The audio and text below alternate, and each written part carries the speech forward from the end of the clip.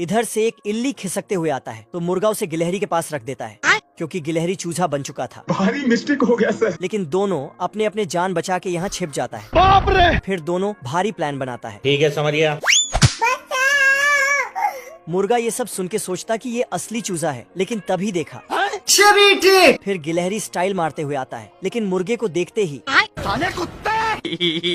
मैंने कुछ नहीं किया। फट से आके अंडे में ही छिप जाता है। अब तू गया बेटा। मुर्गी अपने सहेलियों से बातें कर रही थी, तभी देखा कि मुर्गा पगला गया है। मुर्गा गिलहरी का काम तमाम करने ही वाला था कि मुर्गी उसे बचा लेती है और 2 4 5 सुना के अंदर चली जाती है।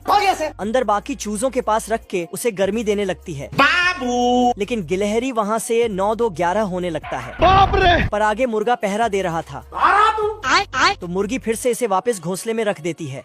और इधर इसका भाई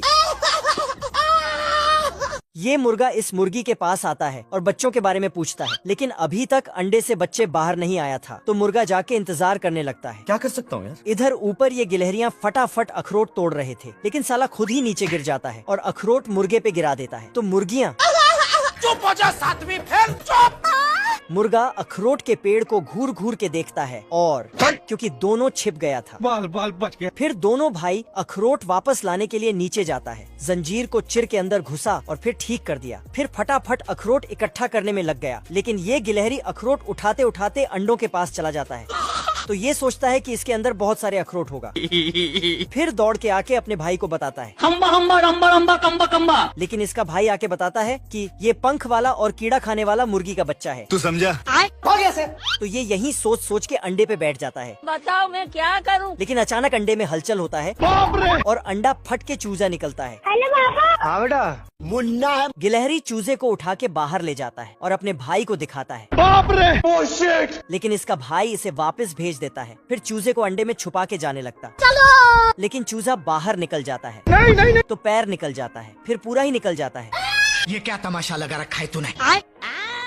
फिर गिलहरी अंडे में बैठ के दिखाता है कि ऐसे बैठ के रहना है, लेकिन चूजा यहाँ से भाग जाता है। और तभी यहाँ मुर्गी की एंट्री होता है। तो साला गिलहरी अंडे में ही छिप जाता है। तो मुर्गी अंडों को गर्म करने लगती है। तो अंदर गिलहरी आज मैं मर गया भैया।